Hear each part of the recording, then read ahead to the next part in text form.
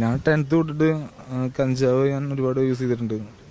അതെനിക്കിങ്ങനെ available ആയിരുന്നു. കുറേ ചേട്ടന്മാരായിട്ടൊക്കെ നല്ല അന്ന് ശ്രദ്ധിക്കാറുണ്ടായിരുന്നില്ല. അപ്പോൾ ഓരോ ചേട്ടന്മാരുടെ അടുത്ത് ഇങ്ങനെ വലിയ വലിയ ടീമിൻ്റെ അടുത്ത് പോയിട്ട് ഞാൻ അങ്ങനെ പഠിച്ചു, എൻജോയ് പഠിച്ചു.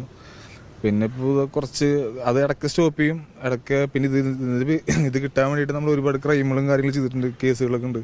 എത്ര കേസുകളുണ്ടോ? എനിക്ക് ടോട്ടൽ 8 കേസ് ഉണ്ട്. അപ്പോൾ പിന്നെ ഇപ്പോൾ ഈ സിന്തറ്റിക് യൂസ് ചെയ്യാൻ തുടങ്ങിയിട്ടുള്ള 2020 തൊട്ടിട്ടാണ്. ഇപ്പോൾ ഏകദേശം 5 വർഷമായിട്ടുണ്ട്. അതിൻ്റെ ഇടയിൽ ഇടയ്ക്ക് സ്റ്റോപ്പ് ചെയ്യാറുണ്ട്. അപ്പോൾ നമ്മൾ ഇന്ന് ചർച്ച ചെയ്യാൻ പോകുന്നത് 10ാം ക്ലാസ് മുതൽ MDMA അടിച്ച് നല്ല രീതിയിൽ അഡിക്ഷനായ ഒരു യുവാവിന്റെ കഥയാണ്.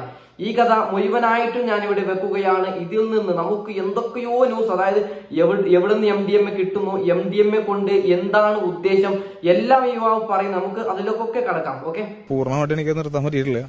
അപ്പോൾ ഈ കേസിലൊക്കെ വിട്ട് ജയിലിൽ പോകുമ്പോൾ ഇത് സുലഭമായിട്ട് കിട്ടുമായിരുന്നു. ജയിലിലും ഫസ്റ്റ് നമുക്ക് ഇവിടെ കുറച്ച് ഫസ്റ്റ് കയറുമ്പോഴൊന്നും നമുക്കിത് കിട്ടിയിരുന്നില്ല. നമുക്ക് ജയിൽ എന്താണെന്ന് അറിഞ്ഞിരുന്നില്ല. പിന്നെ എപ്പോഴും കേസ് വന്നുകൊണ്ടിരിക്കുമ്പോൾ നമുക്ക് മനസ്സിലായി ജയിൽ എന്താണെന്ന് മനസ്സിലായി. പിന്നെ അവിടുന്ന് കിട്ടാറുണ്ട് എനിക്ക്. നോക്കുക എന്തൊക്കെയാണ് ഈ യുവാവ് പറയുന്നത്. ജയിലിനകത്ത് പോലും MDMA കിട്ടുന്നുണ്ട്. പിന്നീടല്ലേ നമ്മുടെ നാട്ടിൽ, പിന്നീട് നമ്മുടെ സ്കൂളുകളിൽ സ്കൂൾ പിള്ളേരുടെ കയ്യിൽ കിട്ടിയില്ലെങ്കിൽ അതിനെന്താണ് അർത്ഥം?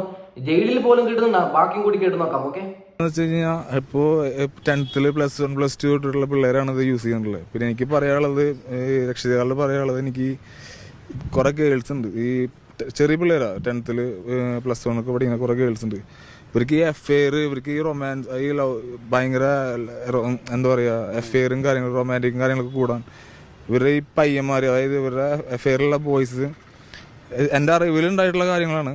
ഈ MDMA എന്ന് പറയുന്നത് നമുക്ക് സ്നെഫ് ചെയ്യാം, ഒന്ന് മൂക്കിൽ വലിച്ചു തരാം, പിന്നെ ഒന്ന് ഫ്യൂം ചെയ്യാൻ പറ്റും, പൈപ്പിൽ കൂടെ സ്മോക്ക് ചെയ്യാൻ പറ്റും. 2 ജ്യൂസിൽ 2 കല്ലിട്ട് കൊടുത്ത ജ്യൂസിലും അതും ലഹരിയാണ്. അപ്പോൾ ചെറിയ പെൺപിള്ളേരൊന്നും അറിയണില്ല. ശരിക്കും പറഞ്ഞ പോലെ അത് MDMA എന്ന് പറഞ്ഞു കഴിഞ്ഞാൽ റൊമാൻറ്റിക് മൂഡ് ഹെവിയാണ്. അതാണ് എല്ലാ പിള്ളേരും ഈ സാധനം യൂസ് ചെയ്യണം. സെക്ഷലി ഭയങ്കര അഡിക്റ്റ്, ഭയങ്കര ഇത് കൂടിയിട്ടുള്ള ഒരു ലഹരിയാസിൻ്റെ MDMA എന്ന് പറയുന്നത്. അത് 2 ലൈൻ അവരറിയാണ്ട് ജ്യൂസിൽ കലക്കി കൊടുത്തു കഴിഞ്ഞാൽ ഒരു 4 പ്രാവശ്യം 2 വട്ടം അവർ കുടിച്ചാൽ മതി. അങ്ങനെ വല വീശി പിടിക്കുന്ന കുറച്ച് ബോയ്സ് നമ്മുടെ തൃശ്ശൂർ ഭാഗത്തുണ്ട്. പിന്നെ നോക്കുക എന്തൊക്കെയാണ് നമ്മൾ കേൾക്കുന്നത്.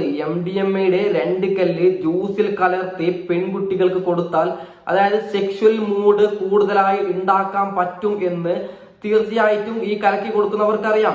അതുകൊണ്ടാണ് നമ്മൾ ഈ അടുത്തായിട്ട് എത്ര MDMA കയ്യിൽ നിന്ന് ചെറിയ പിള്ളേരുടെ കയ്യിൽ നടക്കാൻ പിടിക്കുന്നത്. ഓക്കെ, നമുക്ക് ഇയാൾ പറയുന്ന ബാക്കി കാര്യങ്ങൾ കൂടി കേൾക്കാം. അതിനുശേഷം ഇതിനൊക്കെ നമുക്ക് അടുക്കാം. ഓക്കെ, അത് കിട്ടാതിരുന്നാൽ എന്താണ് നിങ്ങൾക്ക് ഉണ്ടാകുന്ന ഒരു പ്രശ്നം? കിട്ടാണ്ടിരുന്നു കഴിഞ്ഞാൽ പലർക്കും ഇപ്പോൾ എനിക്കുണ്ടാവുന്ന അനുഭവം ആവില്ല, മറ്റുള്ളവർക്ക് ഉണ്ടാവുക. അതായത് ഈ MDMA യൂസ് ചെയ്യുമ്പോൾ എനിക്ക് കിട്ടുന്ന മൂടാവില്ല, മറ്റൊരുത്ത് അടിക്കുമ്പോൾ പലവർക്കും പല മൂടായിട്ട് വരാം. എനിക്കിപ്പോൾ അത് കിട്ടാണ്ടിരുന്നാൽ കുറച്ച് നേരം എനിക്ക് ഉറക്കം വരില്ല. അപ്പം ഞാനങ്ങനെ അധികം ഡിപ്രഷൻ അടിച്ച് ഞാൻ പോകാറില്ല. ഞാൻ ഈ ഫോണിൽ ഇങ്ങനെ ജസ്റ്റ് റീൽസും കാര്യങ്ങളൊക്കെ കണ്ടിരിക്കുന്ന ആ ടൈമിൽ ഇങ്ങനെ റീൽസും കാര്യങ്ങളൊക്കെ കാണും, ഇരിക്കും. ഷഹവാസിൻ്റെ വീട്ടിലുള്ളവരൊക്കെ ഇത് എത്രത്തോളം മാനസിക വിഷമിച്ചിട്ടുണ്ട്? ഒരുപാട് അവർ എനിക്ക് വേണ്ടിയിട്ട് കഷ്ടപ്പെട്ടിട്ടുണ്ട്, ഒരുപാട് അവർക്ക് എനിക്ക് വേണ്ടി വിഷമിച്ചിട്ടുണ്ട്. അതൊക്കെ എനിക്കറിയാം. പക്ഷെ എനിക്ക് ഇപ്പോഴും നന്നാവണം, എനിക്കിപ്പോൾ നല്ലൊരു നോക്കുക ഇയാൾ പറയുന്നുണ്ട് എനിക്ക് ഇപ്പോഴെങ്കിലും നന്നാവണം, അതായത് നല്ല തീരുമാനമാണ്. പക്ഷേ നിങ്ങളുടെ മനസ്സിന്റെ ഉള്ളിൽ ഒരു നല്ല മനസ്സുള്ളത് കൊണ്ടാണ് നിങ്ങൾ ഇതിങ്ങനെ പച്ചയായി പറയുന്നത്. എനിക്ക് പറയാനുള്ളത്, ഈ ചെറുപ്പക്കാരന് ഇനിയെങ്കിലും പോലീസിന്റെ പ്രൊട്ടക്ഷൻ വേണം. അതായത് MDMAന്റെ വലിയ തലവന്മാരുണ്ടല്ലോ, അവന്മാർ എന്തായാലും ഈ ചെങ്ങായിനെ എന്തായാലും ടാർഗറ്റ് ചെയ്യും. നമുക്ക് ബാക്കിയും കൂടി കേട്ടു നോക്കാം. ഓക്കെ, ഇതിപ്പോ നമ്മുടെ നാട്ടിൽ എത്രത്തോളം സുലഭമായി കിട്ടുന്നുണ്ട്? എത്ര ദൂരത്തിൽ കിട്ടുന്നുണ്ട് ഈ സാധനം? എനിക്കിപ്പോ തൃശ്ശൂർ ജില്ല വെച്ചിട്ട് നോക്കുമ്പോൾ എല്ലാ പഞ്ചായത്തിലും ഇവിടാണ്. അത് എൻ്റെ മുമ്പിൽ ഞാനിപ്പോൾ അത്യാവശ്യം ബാംഗ്ലൂരും കാര്യങ്ങളൊക്കെ ഞാൻ പോയിട്ട് വന്നിട്ടുള്ളതാണ്. പക്ഷെ ഞാൻ അത്യാവശ്യം അവിടെ നിന്ന് ഇങ്ങോട്ട് നല്ല രീതിയിൽ ഡ്രഗ്സ് കാര്യങ്ങളൊക്കെ ഒഴുക്കും കാര്യങ്ങളൊക്കെ ഇങ്ങോട്ട് വരാറില്ല. നമ്മളത് സ്റ്റോപ്പ് ചെയ്യിപ്പിക്കാറുണ്ട്. എൻ്റെ കൺമുമ്പിൽ കൂടെ ഞാനിതുവരെ എൻ്റെ കൈ കൊണ്ട് ആർക്കും ഡ്രഗ്സ് ഞാൻ വിറ്റിട്ടില്ല. ഞാൻ ഉപയോഗിച്ചിട്ടുണ്ടായിരുന്നു. ഞാൻ ആർക്കും സെയിലിങ് കാര്യങ്ങളൊന്നും ചെയ്തിട്ടില്ല. അത്യാവശ്യം നമ്മുടെ തൃശ്ശൂർ സിറ്റിയിൽ അവൈലബിൾ ആണ്. നോക്കുക, ഈ ചെറുപ്പക്കാരൻ പറയുന്നുണ്ട് തൃശ്ശൂർ ജില്ലയുടെ എല്ലാ ഭാഗത്തു നിന്നും കിട്ടുന്നുണ്ട്. ഇതിന്റെ പരാജയം എന്ന് പറയുന്നത് കേരള സർക്കാർ, ഞാൻ പേരെടുത്ത് പറയുകയാണ്. ഇതിന്റെ പേരിൽ ഞാൻ ജയിലിൽ പോയാലും ഒരു പ്രശ്നമില്ല. ഇതിന്റെ പരാജയം 100% പിണറായി വിജയൻ മാത്രം ഏറ്റെടുക്കണം. അതായത് ഇത്രമാത്രം നേരത്തെ പറഞ്ഞു ജയിലിൽ പോലും കിട്ടുന്നുണ്ട്. അതിനുശേഷം പറയുന്നുണ്ട് ഇദ്ദേഹത്തെ ചോദ്യം ചെയ്യണമെന്നല്ല ഞാൻ പറയുന്നത്. ഈ ചെറുപ്പക്കാരൻ നമ്മുടെ നാടിന് പുണ്യം, ഞാൻ ഇനിയെങ്കിലും ഇത് നമ്മുടെ പുറം ലോകം അറിഞ്ഞ് ഇനിയെങ്കിലും ഇതിനൊരു കണ്ടുപിടിക്കട്ടെ എന്ന് പറഞ്ഞിട്ടാണ് ഈ നല്ല മനുഷ്യൻ പറയുന്നത്. അപ്പോൾ പിണറായി വിജയന്റെ സർക്കാർ എന്താണ് ചെയ്യുന്നത്?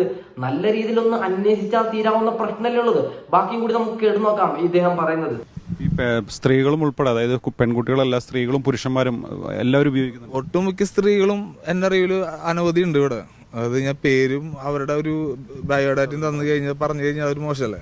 അപ്പോൾ എൻ്റെ അറിവിൽ ഒട്ടുമിക്ക ബോയ്സ് മാത്രമല്ല സ്ത്രീകളും ഇപ്പോൾ നമ്മൾ ന്യൂസിൽ കാണാറില്ല. ഇപ്പോൾ ഇപ്പൊ ഈ ഒരു കൊല്ലത്തിൽ ഏകദേശം ഒരു 100 പേരെ പിടിച്ച് 100 സ്ത്രീകൾ ജയിലിൽ പോയിട്ടുണ്ട് ഈ NDPS കേസിൽ. ഈ ഒരു 2024 തൊട്ടിട്ട് 2025 വരെ ന്യൂസ് എടുത്ത് നോക്കിയാൽ മതി.